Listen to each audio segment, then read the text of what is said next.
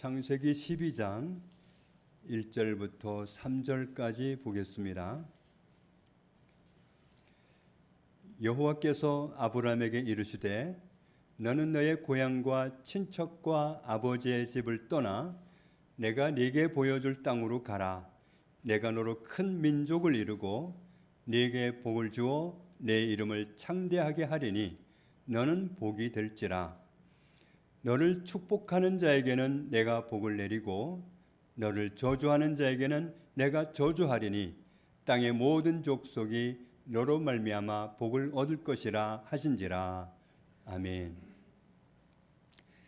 디모데후서 3장에 있는 말씀을 보면 모든 성경은 하나님의 감동에 사로잡힌 사람들이 하나님이 쓰라고 하신 대로 기록한 하나님의 말씀입니다. 15절을 보면 성경을 통해서 사람들이 무엇을 발견하게 되느냐 하면 그리스도 예수님을 믿음으로 구원을 얻게 하신 하나님의 은혜를 발견하게 되는 겁니다. 요한복음 5장에 예수님이 직접 하신 말씀을 보면 성경은 영생을 얻는 길을 가르쳐주고 있다. 영생은 영원히 사는 생명을 말합니다. 영원히 사는 생명은 예수님이다. 예수님이 영원히 사는 생명이다 하는 것을 구약 성경 모든 성경이 다 알려주고 있다고 말씀합니다. 3장 16절 말씀을 보면 하나님이 하나님의 아들을 이 세상 사람들에게 보내주신 것은 우리들을 사랑하시기 때문이고 하나님이 보내주신 아들을 믿는 사람마다 영원히 사는 생명을 얻게 하신다. 영원히 사는 생명을 소유하게 된다. 이 사실을 말씀하고 있습니다.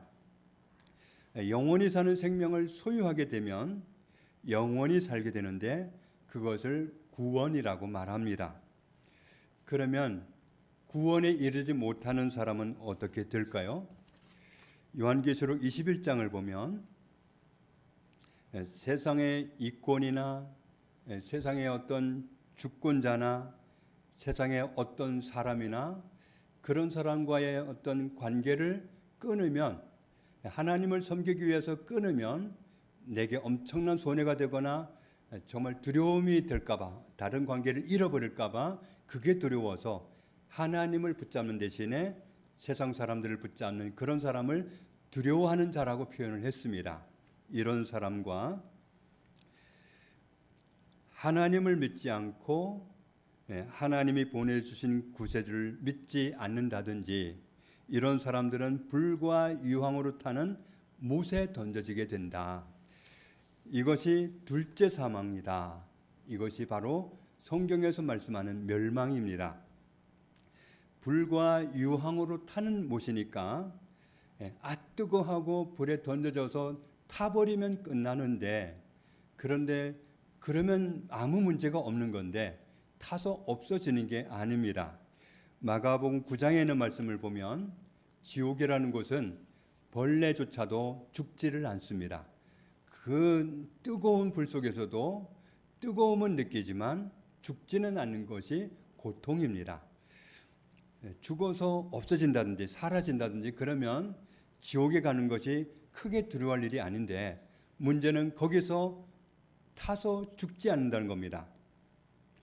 요한복음 1장에 예수님은 세상에 살고 있는 사람들을 지으신 분이시다. 그러니까 예수님이 이 세상에 오셨다는 것은 우리의 죄인이 찾아오신 겁니다. 그런데 사람들이 그분과 단절된 상태로 오랫동안 지내다 보니까 자기 죄인인데 죄인을 알아보지 못하는 그런 황당한 일이 벌어졌다. 그리고 자기 땅, 자기 백성을 찾아오셨어도 사람들이 영접하지 않았지만 영접하는 사람, 그 예수님을 내 안에 모셔드리는 사람, 예수님이 나의 주인이시오 나를 구원해 주려고 오신 분이라는 사실을 믿는 사람은 영원히 사는 생명을 얻는 사람이다. 하나님의 자녀가 되게 해 주셨다. 이렇게 말씀합니다. 더 구체적으로 요한일서 5장에서는 하나님이 우리에게 영원히 사는 생명을 주셨다. 요한일서 5장 11절에 그래서 영원히 사는 생명은 하나님의 아들 안에 있다.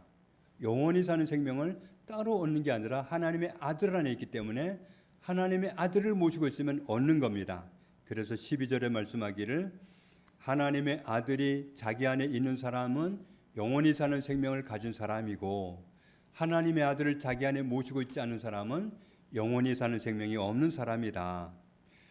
그러니까 영원히 살기 위해서는 영원히 사는 생명이 있어야 되는데 영원히 살게 하는 그 생명은 바로 예수 그리스도다. 예수 그리스도가 내 안에 계시면 영원히 사는 생명을 가지고 있기 때문에 영원히 사는 생명 가진 사람이 가는 천국에 가게 되고 그곳에서 영원히 살게 되는 겁니다. 예수님을 우리 안에 모실 때는 어떤 분으로 모시느냐 하면 주인으로 받아들입니다. 원래 우리를 지으신 주인이기 때문에 그래서 베드로전서 3장 15절을 보면 너희 마음에 그리스도를 주로 삼아라. 너희 안에 계시는 그리스도를 주인으로 모셔라. 예수님이 우리의 주인으로 와 계시는 겁니다. 주인이 없을 때는 내 마음대로 할 수 있겠지만 예수님이 내 주인이시고 예수님을 주인으로 모신 이상은 주인님께 늘 여쭈어보고 도움을 요청하고 인도를 받고 그렇게 살아가는 것이 맞습니다. 창세기 1장을 보면 하나님의 계획이라고도 할 수 있고 하나님의 언약이라고도 할 수 있는 말씀이 나와 있습니다. 하나님의 형상대로 사람을 창조하시고 사람에게 하나님이 창조하신 모든 것을 다스리게 하겠다. 하나님이 이런 계획을 세우셨고 이런 하나님의 계획은 공포되었기 때문에 이 계획은 우리에게는 언약입니다. 우리에게 그렇게 다스리라 하셨기 때문에 27절을 보면 하나님은 계획하신 대로 사람을 하나님의 형상대로 창조하셨습니다. 그리고 28절을 보면 말씀하신 그 계획대로 복을 주셨고 지으신 모든 것을 다스리라 하셨습니다. 이것을 창조 언약이다. 또 아담과의 언약이다. 이렇게 표현합니다. 그런데 사람이 이 축복의 언약을 받고도 타락해 버렸습니다. 하나님은 타락한 사람을 심판하셨죠. 하나님의 동산에 더 이상 두실 수가 없어서 추방을 하셨습니다. 그리고 남자들에게는 땀을 흘려야 먹고 살 수 있고 가족을 부양할 수 있는 힘들게 살아가는 그런 벌을 주셨고 여성들에게는 해산의 고통을 느끼면서 자손을 낳아야 되는 그런 어려움을 겪게 하셨습니다. 그런데 하나님은 타락한 사람을 심판하시는 과정에서도 언제나 구원의 길을 제시하셨습니다. 창세기 3장 15절을 보면 여자의 후손을 보내서 하나님과 관계 단절을 가져오게 한 죄에서 사람을 구원하겠다고 하는 그런 선포를 맨 처음부터 하셨습니다.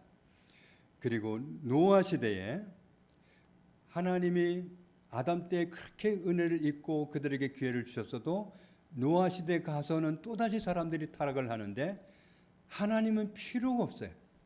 아무리 하나님께로 돌아오라 해도 아무리 하나님을 가까이 하라고 해도 사람들이 귀를 닫아버리고 내 마음대로 살 거야 하고 아무도 하나님을 거들떠도 안 보는 그런 무서운 시대가 되었습니다.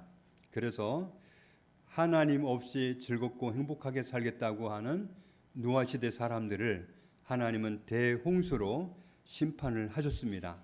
그런데 그런 와중에서도 모든 사람을 다 심판하시고 없애버리신 것이 아니라 노아의 가족은 살려주셨고 노아의 가족들과 또 언약을 맺으셔요. 창세기 9장 1절 말씀을 보면 같이 읽습니다. 하나님이 노아와 그 아들들에게 복을 주시며 그들에게 이르시되 생육하고 번성하여 땅에 충만하라. 내용을 잘 보면 비슷하죠. 아담에게 약속하셨던 그 언약과 똑같습니다. 복을 주시며 생육하고 번성하여 땅에 충만하라. 하나님은 심판하는 과정에서도 노아의 가족을 향해서 복을 주시면서 하나님을 붙든 사람, 하나님을 가까이 하는 그들에게 복을 주시기를 너와 네 자손이 복을 받아라. 그러면서 생육하고 번성하여서 땅에 충만하라고 복을 주셨습니다. 우리에게 복을 주시고 하나님이 창조하신 세상을 다스리고 살게 하시는 것이 변하지 않는 하나님의 계획이고 하나님의 언약이라는 사실을 우리는 이 말씀이 계속 반복되는 것을 보면서 확인할 수 있습니다. 우리를 향한 하나님의 계획, 하나님의 언약이 변하지 않고 계속해서 선포되고 있다는 사실을 우리는 창세기를 보면서 계속 확인하게 됩니다. 창세기 12장을 보면 하나님이 아브라함과 언약을 맺으시는데 같이 읽습니다. 내가 너로 큰 민족을 이루고 네게 복을 주어 내 이름을 창대하게 하리니 너는 복이 될지라. 보십시오.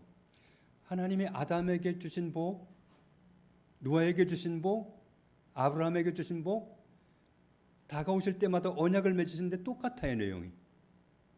아담이 자손을 많이 가졌습니까? 처음에는 혼자였죠.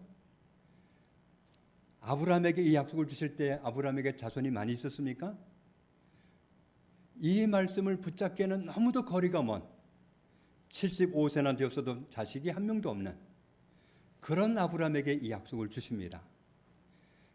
아브라함에게 이 약속은 도무지 이루어질 것 같지 않은 그런 약속이었는데 이루어지는 것을 우리는 보았지 않습니까? 25년이 더 지나서 정말 아브라함도 사라도 자녀를 낳을 수 없는, 그래서 이 약속은 하나님의 이 언약은 아브라함과는 아무 관계가 없는 것 같은 그런 언약이 정말 더 이상은 도무지 성취될 수 없을 그런 상황에서 마침내 성취되는 것을 우리는 목격했습니다. 그래서 하나님은 언약을 하시면 그 언약을 반드시 이루시는구나, 하나님은 반드시 지키시는구나 하는 것을 창세기를 보면서 우리는 확인할 수 있습니다. 내가 너에게 큰 민족을 이루게 하겠다. 내가 너에게 복을 주겠다. 너의 이름이 창대한 이름이 되게 하겠다. 너는 복이 될지라. 너는 복이 될지라. 3절에 하나님이 아브라함을 축복하는 사람에게는 복을 주시고 아브라함을 저주한 사람은 저주받게 하겠다. 땅 위에는 모든 사람이 너로 인해서 복을 받게 하겠다. 창세기 26장에 가면 아브라함의 아들, 없을 것 같았지만 태어났던 이삭을 찾아오셔서 하나님이 이삭과 또 언약을 맺으십니다. 3절에 보면 내가 너와 함께 있으면서 네게 복을 주리라. 이 모든 땅을 너와 네 자손에게 주리라. 4절을 보면 너의 자손을 하늘의 별처럼 많게 하겠고 이 모든 땅을 너의 자손에게 주겠다. 그리고 너의 자손으로 말미암아 천하 만민이 복을 받게 하겠다. 그럼 이삭은 뭐예요? 복의 근원이에요. 뭐라고 말씀하시는 거예요? 너는 복이 될지라. 사람을 창조하신 하나님은 이게 소원이에요. 너는 복이 될지라. 내가 너를 복의 근원이 되게 하겠다. 창세기 28장을 보면 야곱을 찾아오셨습니다.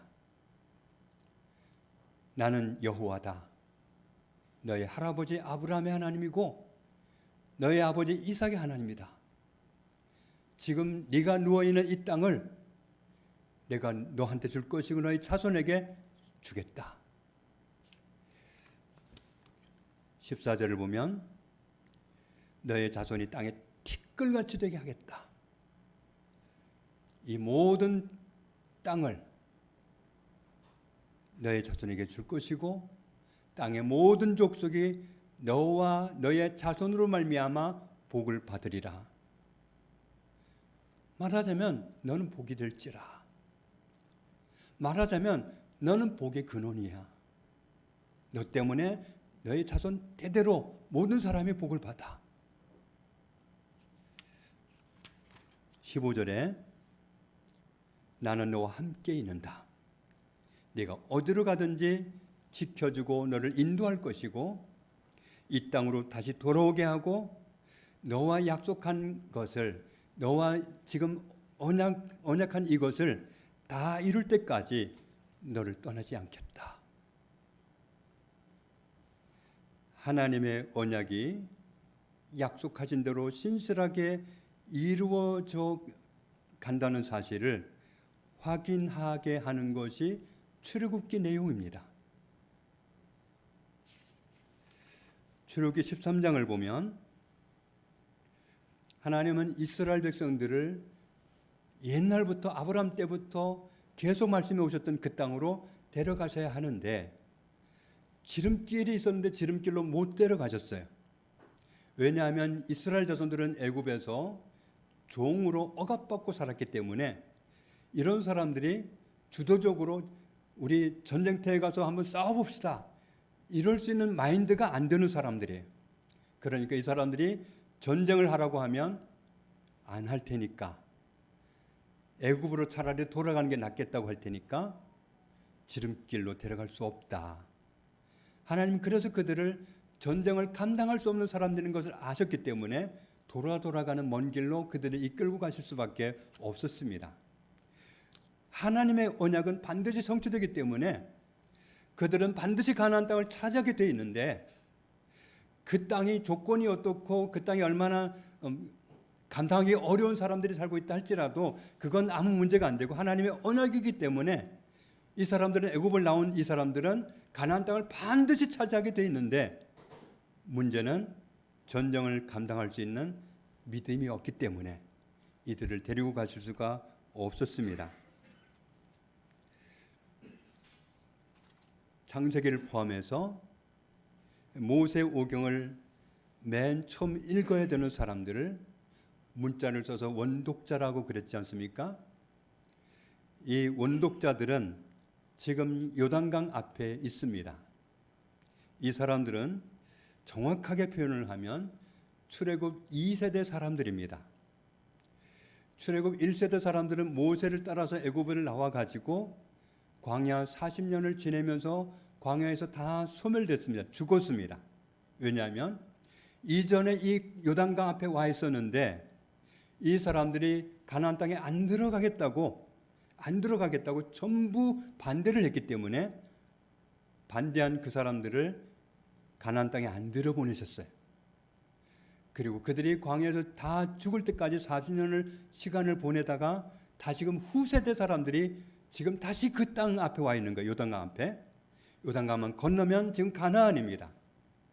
그 가나안을 앞에 두고 있는 이 사람들에게 창세기를 비롯해서 모세오경을 지금 기록해서 그들에게 주고 계시는 겁니다.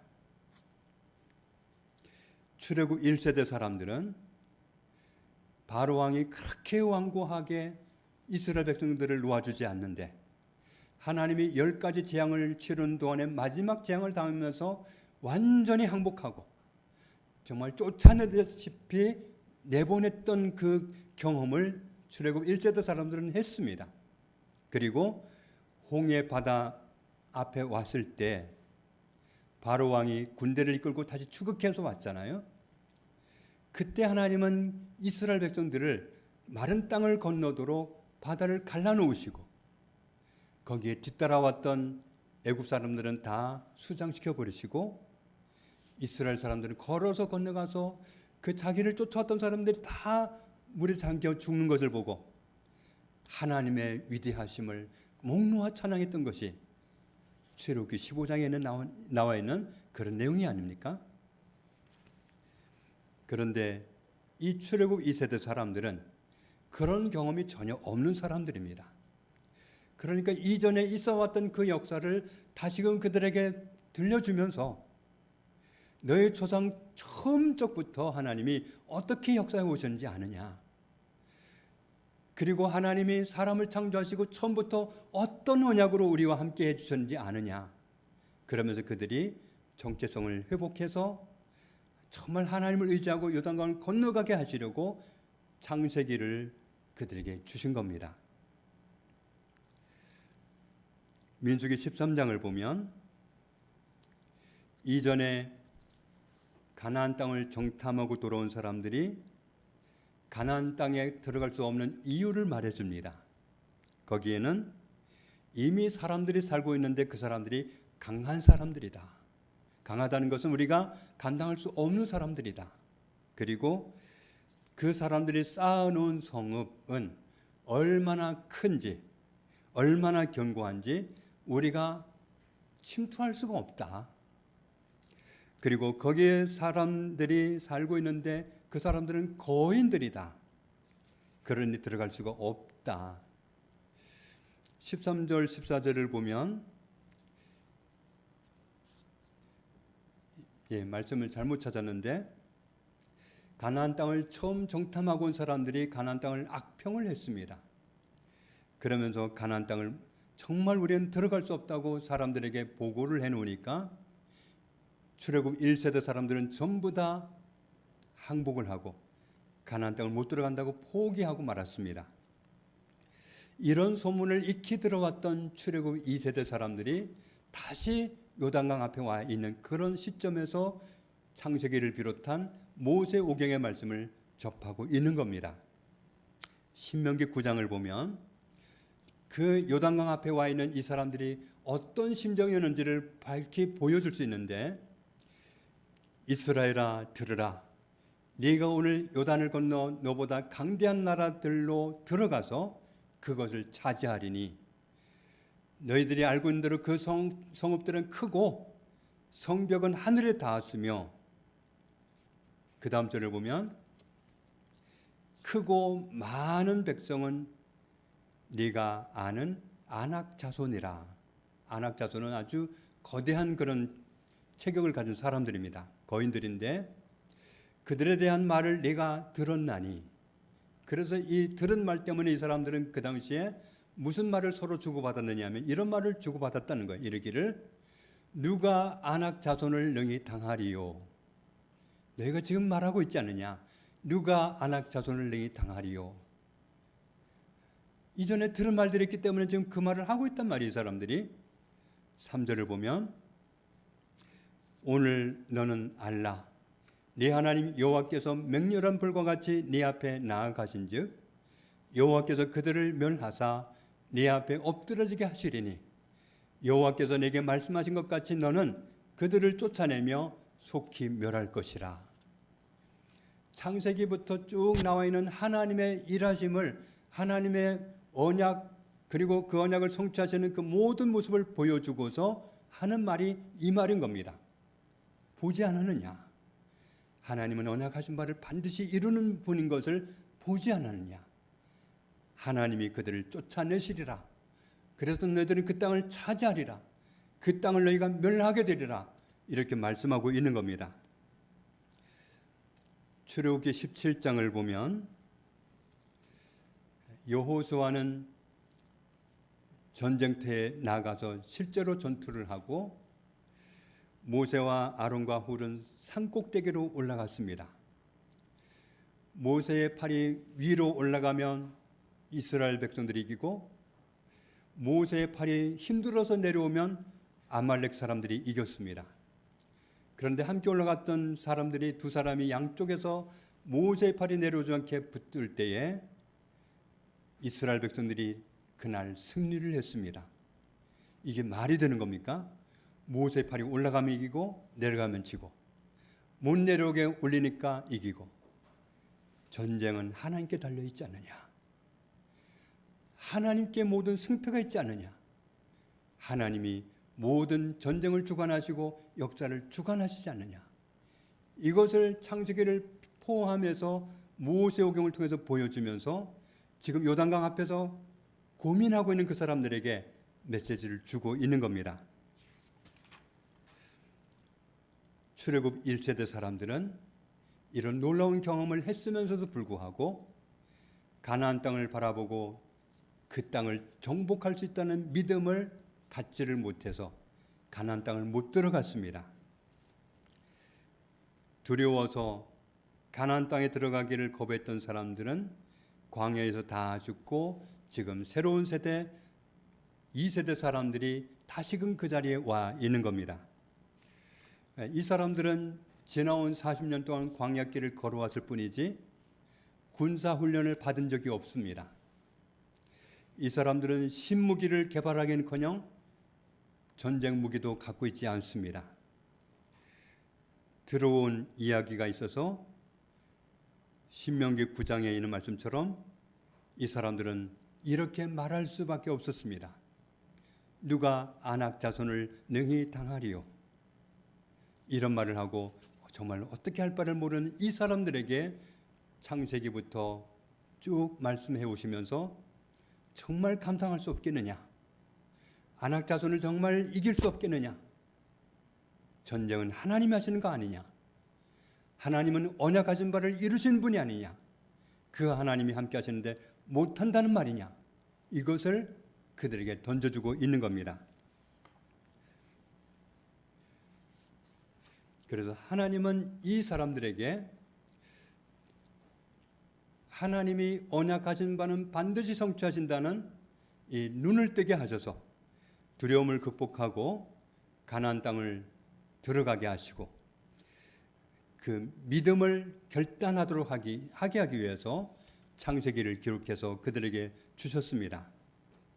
창세기 12장 말씀을 다시 보면 창세기 전반에 하나님의 언약이 계속해서 선포되고 있었습니다. 첫째로는 큰 민족을 이루게 하겠다. 두 번째로는 가나안 땅을 너와 내 자손에게 주겠다. 지금 가나안 땅을 눈앞에 두고 있는 출애굽 2세대 사람들에게 하시는 말씀입니다. 출애굽 2세대 사람들은 가나안 땅을 지금 회복해야 됩니다. 하나님의 언약이기 때문에 가서 차지해야 됩니다. 그런데 여기는 믿음이 필요합니다.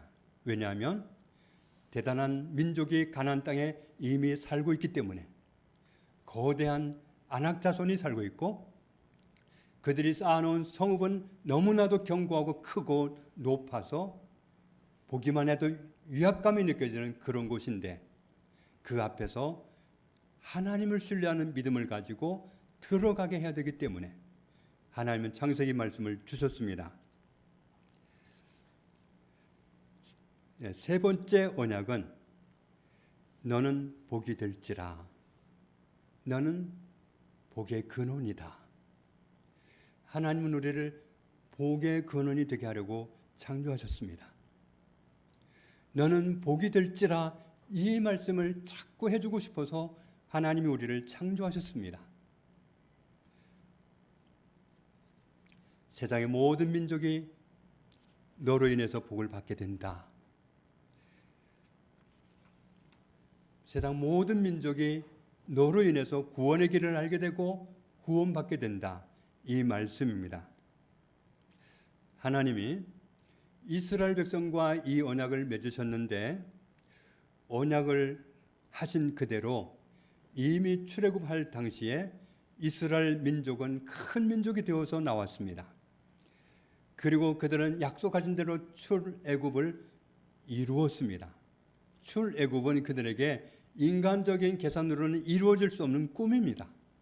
그런데 하나님이 그들에게 언약하신 대로 그것을 이루어지게 하셨습니다. 그 하나님이 가나안 땅도 오래전부터 주신다 하셨으니 믿음으로 그 땅을 차지하라. 하나님을 신뢰함으로 그 땅을 차지하라 하는 말씀이 바로 창세기를 통해서 주시는 메시지입니다. 하나님의 계획은 추구하는 방향이 있는데 모든 민족을 구원해서 하나님의 나라를 이루는 겁니다. 이것을 이루시기 위해서 아담과 언약을 하셨고 노아와 언약을 하셨고 아브라함과 이삭과 야곱과 계속 반복되는 언약을 해오셨던 겁니다. 우리는 어느 복음성가 가사처럼 하나님의 언약 아래에 있는 사람입니다. 하나님의 언약 안에 있는 사람입니다. 하나님은 언약을 하시면 반드시 성취하시는 분입니다. 그러므로 가나안 땅을 그들에게 차지하게 하시리라는 것은 분명한 겁니다. 그리고 우리는 그것을 확인했습니다. 하나님의 언약을 붙잡고 모든 민족이 하나님을 알게 하는 것, 이 소원을 가지고 살아가는 사람이 복의 근원이 되는 사람이고 복이 될지라 이 약속을 가진 사람입니다. 우리를 복 있는 사람으로 살게 하시는 것이 하나님의 계획이고 하나님의 소원입니다. 우리의 사명은 모든 민족, 모든 사람으로 하여금 하나님을 알게 하는 겁니다. 하나님은 애초에 우리를 창조하실 때 복이 될지라 너는 복의 근원이 되어라. 내가 창조한 모든 것을 다스려라. 온 땅에 충만하라. 하나님은 이 복을 주셨습니다. 하나님은 모든 사람을 지으실 때 이 계획을 가지고 지으셨습니다. 그런데 타락하면서 사람들은 하나님과 멀어졌고 이 하나님의 계획을 알지 못합니다. 하나님을 알아야 영생을 얻는데, 하나님을 알아야 멸망하지 않는데, 하나님을 알아야 천국을 누릴 수 있는데 사람들은 이 사실을 알지 못합니다. 그렇다면 오늘 우리는 이 하나님의 언약을 알고 하나님의 계획을 아는 사람으로서 이 아는 것을 전달하는 사람으로 살 때 우리는 복 있는 사람이 되는 겁니다. 복의 근원이 되는 겁니다. 알고 보면, 몰라서 그렇지 알고 보면 눈에 보이는 안악자손이나 눈에 보이는 높은 성벽은 두려움의 대상이 될 수 없습니다. 우리가 세상을 정복하기 위해서 무엇을 가졌느냐가 중요하지 않고 무엇을 준비했느냐가 중요하지 않고 하나님의 계획이 무엇인지 아는 것이 중요합니다. 하나님의 계획은 가나안 땅을 이스라엘 백성들에게 주는 거였습니다. 하나님의 계획이 그러했기 때문에 그 계획은 이루어질 수밖에 없는 겁니다. 하나님이 나에게 무슨 계획을 갖고 계신가? 하나님이 나에게 계획을 갖고 계시다면 그 계획은 대단한 것이고 그 외에는 아무것도 아닙니다. 너는 복이 될지라. 하나님 우리에게 복을 주시기 위해서 우리를 창조하셨습니다. 하나님은 우리로 세상 사람을 영생이 되시는 그리스도를 알기 위해서 하나님께로 돌아와 하나님의 나라 일원이 되게 하는 그 일을 우리에게 하라고 우리에게 이런 비전을 주시는 겁니다. 너는 복이 될지라. 너는 복의 근원이다. 모든 사람이 하나님께 돌아와야 살 수 있습니다. 예수 그리스도를 주인으로 모셔야 영생할 수 있습니다. 그래야 천국을 누릴 수 있습니다. 하나님의 언약을 아는 사람으로서 너는 복이 될지라 하신 이 말씀, 너는 복의 근원이 되어라 하신 이 말씀 간직하고서 누리고 사는 저와 여러분 되시기를 주님의 이름으로 축복합니다. 아버지 감사합니다. 우리를 복의 근원으로 지으셨습니다. 하나님을 모시고 영원한 생명 되신 그리스도를 모시고 영생이 있는 사람으로 천국에 살 수 있는 사람으로 애초부터 그렇게 지으셨습니다. 하나님이 통치하시고 예수 그리스도가 주인 되시는 하나님 나라 일원으로 불러주셔서 하나님의 자녀로 하나님의 백성으로 살도록 너는 복이 될지라 복 주시는 은혜를 감사합니다. 이미 우리를 복의 근원으로 삼으셨사오니 하나님의 언약은 분명하고 반드시 성취되는 것을 감사합니다. 언약을 붙잡고 너는 복이 될지라 하신 이 언약을 붙잡고 하나님의 복이 있는 사람으로 살아가는 저희들이 되게 하여 주옵소서. 예수님의 이름으로 기도합니다. 아멘.